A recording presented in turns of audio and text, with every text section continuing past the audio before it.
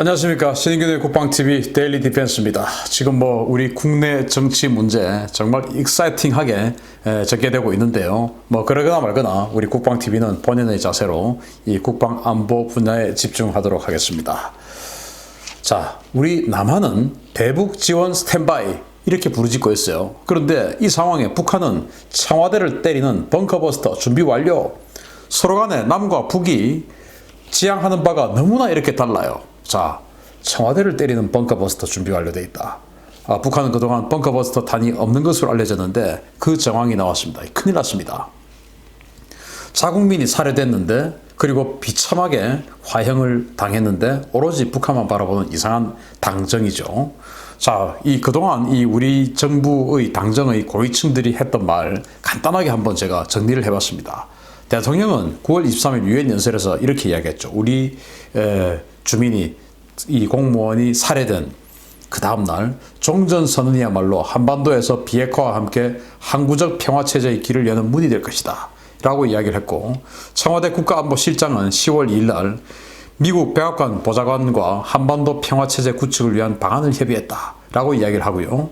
국방부 장관은 10월 3일 날 JSA를 방문해서 9.19 군사합의 이행을 위해 더 노력해 나가야 한다 라고 이야기를 했죠. 통일부 장관은 역시 우리 공무원 피살된 그 다음날 9월 23일이죠. 공무원 피살 보고 받고 평화통일 홍보 영상을 긴급 공고했습니다. 그리고 대북 지원 승인을 결재했죠. 그리고 외교부 장관은 9월 28일 날 대통령이 유엔 연설에 북한 비핵화 얘기 없는 것은 코로나에 집중해서 그런 것이다. 그런 일, 즉 피격 사건 생겨도 평화적으로 접근해야 한다 라고 외교부 장관 이야기를 하고, 그리고 이제 여당 대표는 9월 25일 날 얼음장 밑에서도 강물이 흐르는 것 같다. 북한 변화 상당하다 라고 이야기를 합니다. 아니, 이 사람들 지금 정신이 있는 사람들인지 없는 사람들인지 정말 황당하죠. 자, 그러면은 여기에 화답해서 북한도 우리에게 좋게 대해줘야 되는 거 맞는 거 아닙니까? 그런데 정부의 일편단심, 북한은 또 안 받겠다는데 매년 대북 지원 시도에 총력을 기울이고 있죠. 조선일보에서 또 보도가 나왔습니다. 쌀 쌓아놨다. 그런데 지금 이 쌀 어떡하냐라는 보도 나왔죠. 8월 14일 날 서울경제가 보도를 했는데, 통일부가 대북 쌀 지원을 위해 유엔 산하 세계 식량 계획에 138억 원의 예산을 집행했지만 북한의 수령 거부로 지원도 예산 환수도 못하는 상황이다 라고 보도를 했는데, 이거는 그때 이제 쌀 5만 톤을 지원해주기 위해서 그 지원을 해주는 행정비용이에요. 왜냐하면 쌀을 전달해 주려면 사람도 가야 되고 나눠줘야 되고 이런 비용.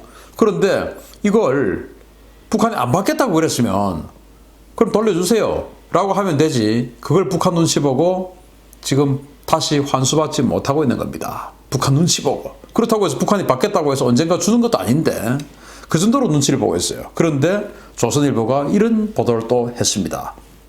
북한이 한국의 대북 식량 지원을 거부한 상황에서 통일부가 무리하게 대북 식량 지원을 추진해 국민 성금으로 쌀을 구입했고 그 쌀들이 수개월째 창고에서 방치되고 있다 라고 했어요.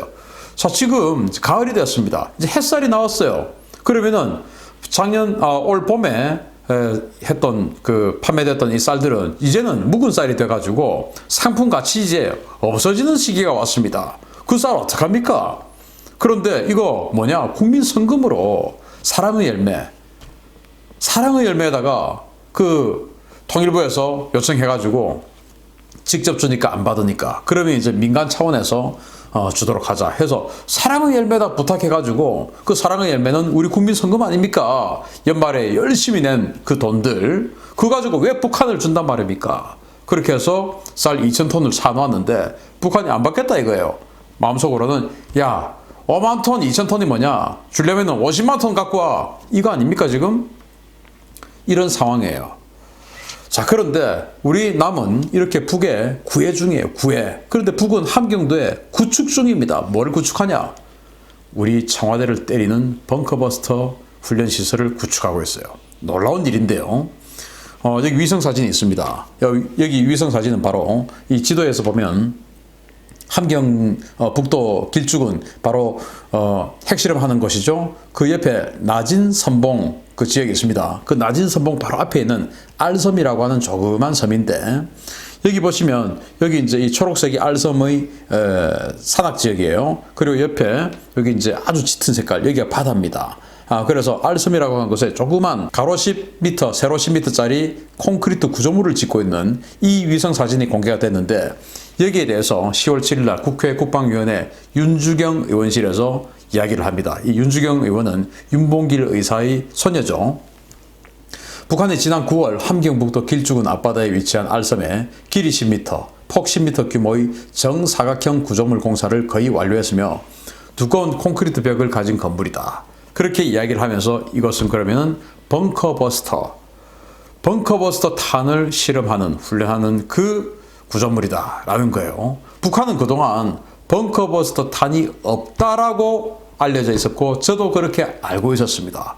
그런데 지금 이 구조물을 만든다고 하는 것은 이제 벙커버스터 탄을 개발을 완료했고 최종 테스트 하는 것만 남았다. 최종 테스트인데 그 테스트는 홍보용 영상 찍는 테스트 아니겠냐라는 거예요. 자, 북한이 만든 건물은 벙커버스터 탄도탄 실험용 표적지라고 이야기할 수 있습니다. 자, 이건 우리 한국 공군의 타우러스 순항미사일이죠. 장거리 순항미사일인데 그게 마지막에 벙커버스터 6m 강화 콘크리트 뚫고 들어갈 수 있죠. 그거 보여주는 모습이에요. 정확하게 지금 들어가는데 우리는 이 타우러스 외에도 BLU-109라고 하는 벙커버스터 폭탄, 항공기에서 떨어뜨린 폭탄도 있고 그리고 또 현무2 B 이상부터는 현무2B, 현무2C 이런 거는 역시 이제 관통탄이 있어요. 그렇게 해서 여러 종류의 벙커버스터를 가지고 있죠. 또 KT즘, 그래서 전술탄도탄, 북한의 경도 포병을 때리는 그 KT즘, 그것도 이제 우리는 벙커버스터 탄입니다. 그래서 우리는 다량의 벙커버스터를 가지고 있어요. 왜냐? 북한은 워낙 지하시설들이, 지하군사시설들이 많으니까 당연히 북한의 지하군사시설들을 타격하려고 하면은 우리는 벙커버스터가 많아야 되죠. 그런데 우리는 지하시설이 많냐? 우리는 지하시설 별로 없어요. 그렇기 때문인지는 몰라도 또 기술적인 문제, 여러 문제 때문에 북한은 벙커버스터가 없었습니다. 그런데 지금 야 니네만 벙커버스터 있는 거 아니다? 우리도 만들었어 라고 지금 이야기를 하는 거예요. 자, 알섬은 전술 탄도탄 표적지입니다. 북한이 뭐 그동안 이스칸데르 미사일이라든지 또는 뭐 대구경 조정 방사포라든지 이런 그 중거리, 중단거리 탄도 궤적의 그런 미사일들을 쏠 때 알섬에다가 대부분 쏘는 것을 봤고 그 알섬에 명중하는 것을 영상으로 사진으로 공개를 했었죠. 알섬은 우리 군산 앞에 있는 직도 같은 그런 타겟 사격장이에요. 거기에다가 벙커버스터 표적을 만들고 있으니까 그럼 벙커버스터 탄 개발 됐다라는 거 아닙니까? 지금 이 사진에 있는 거는 우리 한국 육군의 현무2C예요. 미사일 사령부에 있는 여기도 역시 관통탄이 있습니다. 자, 관통형 벙커버스터 미사일은 고속으로 낙하하는 탄도미사일의 운동 에너지를 이용해서 탄두부에 고성능 지연 신강과 고강도 관통제를 적용해서 지면에 탄착 후에 일정 깊이를 뚫고 들어가서 폭발하는 미사일입니다. 지하 깊은 곳에 강화 콘크리트 등을 적용해서 구축한 지휘, 지원 시설을 파괴하는 데 대단히 효과적인데요. 일단 이제 때립니다. 때리면은 원래는 이제 충격신관, 그래서 바로 터지는데 이건 충격신관이 아니고 지연신관이에요. 맞았는데도 터지지 않아요. 그렇지만은 이 탄도미사일은 이 내리꽂히는 엄청나게 빠른 운동 에너지가 있죠. 마하 6 정도로 딱 꽂히죠. 그러면은 이 무게 그리고 속도 이것이 운동 에너지가 되어서 쑥 뚫고 들어갑니다. 터지지 않으면. 그리고 뚫고 들어가서 그리고 나서 터지는 거예요. 그러니까 이제 이게 벙커버스터가 되는 건데. 자, 북한이 이스칸데르형 미사일을 쐈고 그 이스칸데르형 미사일은 우리 한국의 현무2하고 거의 형제다 싶을 정도로 똑같이 생겼죠. 그리고 이스칸데르형 미사일 쐈는데 그것도 역시 편심 탄도 비행을 하는데 우리 한국의 현무2도 편심 탄도 비행을 해요. 그리고 우리 현무2B 이상부터는 관통 탄두가 있는데 벙커버스터 있죠. 그런데 북한이 갑자기 작년에 이스칸데르형 미사일 발사 실험을 했고 이제 1년 후에 이 관통하는 그 모습을 영상 촬영하기 위해서 그 훈련장을 지금 세팅하고 있다. 저는 혹시 우리 한국의 현무2 기술이 북한에 고스란히 넘어간 건 아니냐라는 의심을 지울 수가 없습니다. ADD에 보면 이 굉장히 보안 사고 많이 나고 있지 않습니까? 자신의 영리를 위해서 자기가 ADD 퇴직 후에 방산업체에 들어가서 일을 할 때 훨씬 더 어드밴티지를 가지기 위해서 그 어마어마한 분량을 전부 USB에 담아서 가져간다든지 뭐 그렇게 해서 넘어가고 이런 정황들 너무나 많이 있죠. 그 ADD 정말 문제인 것 같은데 어쨌든 그러지 않기를 바라지만 북한의 이스칸데르형 미사일이 우리 한국의 현무2를 그대로 기술 다 가져가 가지고 결국은 이 벙커버스터까지 완성한 것은 아닌가라는 의심을 지울 수 없어요. 우리 군사지원사령부 과거의 기무사죠. 거기서 반드시 이거 밝혀내야 된다고 생각합니다. 자, 그러면 이 북한의 정밀 벙커버스터 탄도탄 이거 어디를 노리겠냐? 당연히 청와대 아니겠습니까? 북한이 이런 훈련장 만들었죠. 바로 청와대입니다. 청와대고 위성사진인데 청와대 모양을 만들어 놓고 그 양쪽에 원을 그려놨어요. 이 원은 뭐냐? 청와대가 원이냐? 원 아니죠. 그럼 원은 왜 그려놨냐? 바로 CP, 즉 공산 오차를 측정하기 위해서. 왜? CP는 원형 공산 오차니까 그 공산 오차를 측정하기 위해서, 즉 정확도를 테스트하기 위해서 원을 그려놨죠. 자, 스탠퍼드 대학교 안보협력센터 닉 한센 연구원이 이렇게 이야기를 했습니다. 북한이 평양 동남쪽 10km 떨어진 포격 훈련장에 청와대 모형을 만들어 훈련했는데 최근 이곳에 포격 표적지를 만들어 놓고 미사일 등을 이용해 포격 훈련을 실시한 사실이 위성을 통해 확인되었다. 미사일 등을 통해서도 이 청와대를 때리는 훈련을 했다 이겁니다. 자, 그래서 이 청와대를 때리는 훈련을 미사일 가지고 많이 하고 그리고는 결국 이 알섬에다가 콘크리트, 가로 10, 세로 10 굉장히 정확한 거죠. 가로 10에서 세로 10 안에 집어넣을 수 있는 자신 있다 라는 생각을 하니까 가로 10, 세로 10짜리를 만들었지 않겠습니까? 자신 없으면 뭐 가로 30, 세로 30 이런 걸 만들어야죠. 그 정도로 작은 타겟을 만들어 놓고 뚫고 들어가는 영상, 즉 아까 우리 이런 영상 사진 찍고 영상 찍고 해서 보여주겠다 이거 아니겠습니까?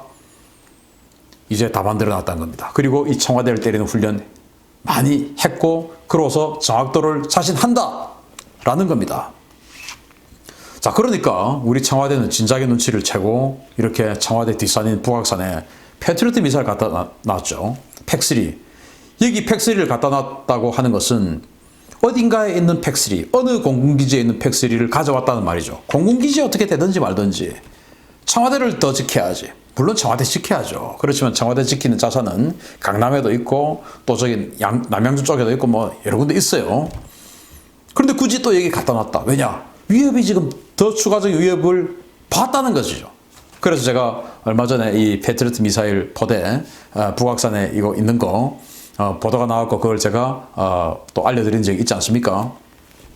자, 청와대가 자기네들끼리 경호처에서 탄저균 백신 가져와서 국민들은 탄저균 백신 어떻게 하겠다 계획 없고 자기네들은 일단 탄저균 맞으면 오염되면 안 되니까 자기네들만 국민 한 사람까지도 전부 다 안전을 지켜주겠다고 했던 청와대가 그거 지금 밝혀졌지 않습니까? 요즘 같았으면 난리가 났을 텐데 그 2년 전만 해도 너무너무 셌으니까 청와대 언론이 뭐 거의 뭐 다 침묵했죠.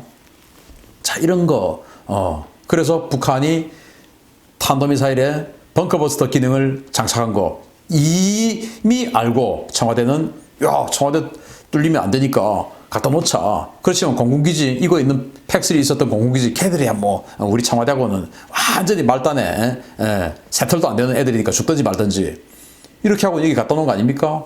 여기에 필요해서 갖다 놓을 정도면 그게 빨리 사서 추가로 배치를 해줘야죠. 자, 이렇게 위험한 줄 알면서도 계속되는 북한 발악이 도대체 언제 정신을 차릴 겁니까? 청와대 모형을 지어놓고 이렇게 대통령을 끄집어내서 체포해오는 이 훈련을 하고 그리고 마지막에 불질러버리는 이 훈련을 하는 이 북한 그리고 청와대에다가 탄도미사일 벙커버스터를 내리꽂는 이 훈련을 했고 그 영상을 지금 공개하기 위해서 훈련장을 지금 만들고 있는 북한 그 북한에 대해서 계속 굽신거리고 구걸하고 우리 국민을 살해하고 불지르고 그런데도 돈을 주고 싶어서 안달이 나 있는 이 대한민국 정말 미스테리한 나라 아닙니까? 납패걸화 이게 이제 송나라 때 송나라가 금 이런 나라들에게 완전히 그냥 뭐 탈탈 털렸죠. 그때 계속 돈을 줍니다. 돈을 줘서 제발 우리를 때리지 말아주세요.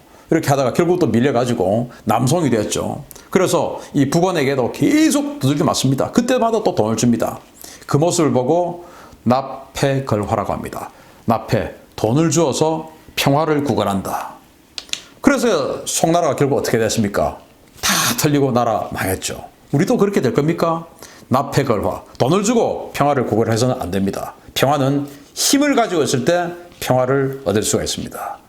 또 그 의지가 있을 때 평화를 얻을 수가 있습니다. 마치겠습니다. 감사합니다.